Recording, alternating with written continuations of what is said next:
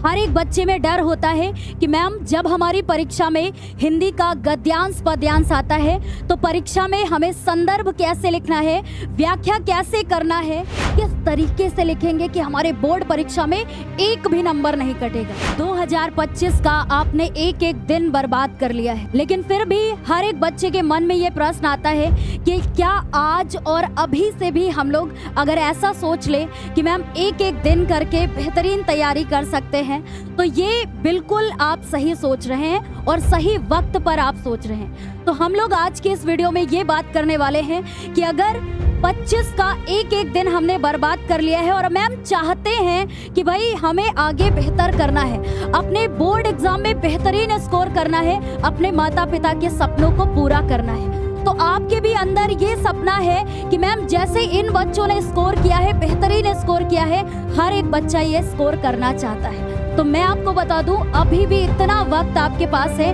कि आप एक एक दिन करके अपने जीवन के इन दिनों को सबसे यादगार पल बना सकते हैं। तो हम लोग बात करने वाले हैं खास हिंदी जैसे विषय में। अगर 2025 का एक भी दिन आपने हिंदी की तैयारी के लिए नहीं दिया है और चाहते हैं कि मैम अगर 25 का हमने एक एक दिन बर्बाद किया है, लेकिन लास्ट टाइम में हम चाहते हैं कि चीज़ों को कवर करें, जो कि हमारे हिंदी विषय में हमारा गद्यांश ये टोटल 6 नंबर का आता है।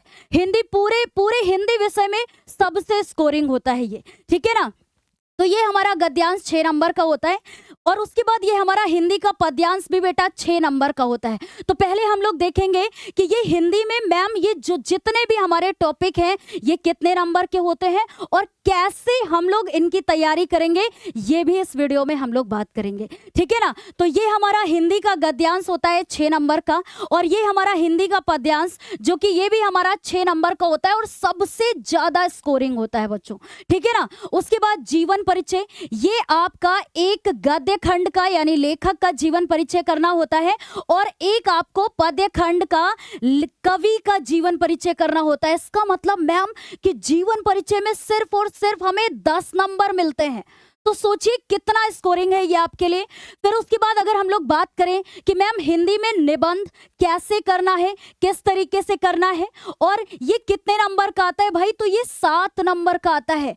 ये छोटी छोटी चीजें हमारे लिए हिंदी जैसे विषय में सबसे स्कोरिंग है बच्चों, है ना। और ये फिर उसके बाद हमारा क्या है, पत्र, जो कि ये कितने नंबर का आता है, 4 नंबर का आता है। हर एक बच्चे के मन में ये क्वेश्चन होता है कि मैम अगर हमारे पेपर में निबंध आएगा तो कैसे हम लिखेंगे, पत्र आएगा तो कैसे हम लिखेंगे, और सबसे बेहतरीन जो जहां से क्वेश्चन बनते हैं और हर एक बच्चे के मन में ये डर आता है कि मैम हिंदी गद्य पद्य साहित्य के इतिहास में रचनाएं कहां से आती हैं, कैसे तैयार करेंगे मैम। तो सबका हल आज की वीडियो में हम लोग देखेंगे, ठीक है ना। तो ये आपका जो हिंदी गद्य पद्य साहित्य में रचनाएं होती हैं तो उनको भी हम लोग देखेंगे कि मैम कैसे और किस तरीके से तैयारी करें कि भाई हमारे ये 10 में 10 नंबर हमारी मुट्ठी में हो, ठीक है ना। फिर उसके बाद हम लोग बात करेंगे कि मैम हिंदी जैसे विषय में ही हमें खंड काव्य भी करना होता है, जो कि ये टोटल हमारा 3 नंबर का होता है, ठीक है ना। ये 3 नंबर का होता है।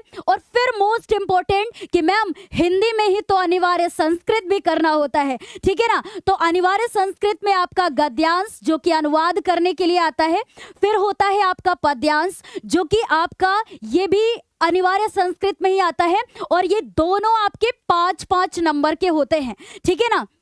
तो ये आपका हो गया इसमें अनिवार्य संस्कृत में ही 5 नंबर का गद्यांश। बहुत ध्यान से एक बार सुनिएगा, 5 नंबर का आपका हो गया श्लोक जो कि आपका पद्यांश होता है। पद्यांश बोले श्लोक बोले बात एक ही होगी, लेकिन हम लोग देखेंगे कि मैम कैसे हम लोग इनकी तैयारी करेंगे। तो ये हो गया आपका। फिर उसके बाद 2 नंबर का कैसे श्लोक आपको लिखना है आपकी परीक्षा में, ठीक है ना। अति लघु उत्तरीय प्रश्न और एक आपका बहुविकल्पी प्रश्न, ठीक है ना। तो अगर हम लोग देखें कि मैम ये सबसे स्कोरिंग हमारे लिए होता है, यानी कि ये हो गए इसके हमारे गद्यांश पद्यांश अति लघु उत्तरीय प्रश्न और श्लोक, ठीक है ना। तो ये हमारे पूरे 14 नंबर हो गए अनिवार्य संस्कृत के, ठीक है ना। तो हम लोग देखेंगे कि अनिवार्य संस्कृत में हम बेहतरीन करना चाहते हैं, कैसे करेंगे, तो इसका भी हल हम आपको अभी बताएंगे, इसी वीडियो में बताएंगे कि कैसे आपकी ये सारी चीजें, ठीक है, सारी चीजें एक मुट्ठी में कैसे आपको मिलेंगी, मतलब कैसे आप अपनी मुट्ठी में इसको रख सकते हैं। तो मेरी बात बहुत ध्यान से सुनिएगा कि मैम हिंदी में गद्यांश हो गया, अब मैं एक बार रिपीट करती हूँ, गद्यांश, पद्यांश, जीवन परिचय, निबंध, पत्र, खंड काव्य, रचनाएं, अनिवार्य संस्कृत और सबसे मोस्ट इंपॉर्टेंट हिंदी का व्याकरण, जो कि मैम इसके 10 बहुविकल्पी प्रश्न आते हैं। और मैम हम चाहते हैं कि ये 10 में 10 हमारे हिंदी व्याकरण के प्रश्न सही होने चाहिए। तो अब हर एक बच्चे के मन में ये प्रश्न आ रहा होगा कि मैम हिंदी में ये सारे टॉपिक क्या हमें एक क्लास में मिल सकते हैं? क्या ये सारे टॉपिक हमें एक क्लास में मिल सकते हैं? गद्यांश, पद्यांश, जीवन परिचय, खंड काव्य, अनिवार्य संस्कृत और हिंदी व्याकरण, और यहाँ तक कि सबसे मोस्ट इंपॉर्टेंट गद्य पद्य साहित्य का इतिहास, जहाँ से बहुत सारी ये रचनाएं हमें देखने को मिलती हैं और एक एक रचना आपके बोर्ड एग्जाम में आपको देखने को मिलेगी। तो भाई हम लोग करने वाले हैं ये सारी चीजें जो आप देख रहे हैं, ये सारी चीजें एक क्लास में करने वाले हैं। और हर एक बच्चे को खुश हो जाना चाहिए कि क्या मैम हिंदी में 100 में 100 हम लोग एक क्लास करके ये बेहतरीन स्कोर कर सकते हैं। तो बिल्कुल हर एक बच्चे को पता होना चाहिए कि 31 दिसंबर सुबह 11 बजे, ठीक है, एक फिर से सुनिएगा एक बार कि 31 दिसंबर सुबह 11 बजे हम लोग इस क्लास की शुरुआत करेंगे बच्चों, है ना, जिसमें ये सारे टॉपिक हमारे शामिल होंगे। शुरुआत करेंगे और अंत करने का समय निश्चित नहीं है, क्योंकि जब तक हम लोग ये सारी चीजें कंप्लीट नहीं कर लेंगे तब तक हम लोग क्लास को समाप्त नहीं करेंगे, क्योंकि ज्ञानोदय पर क्लास शुरू करने का समय होता है, अंत करने का नहीं। तो हम लोग एक क्लास की शुरुआत करेंगे जिसमें हर एक टॉपिक को शामिल करेंगे और बेहतरीन तैयारी करेंगे।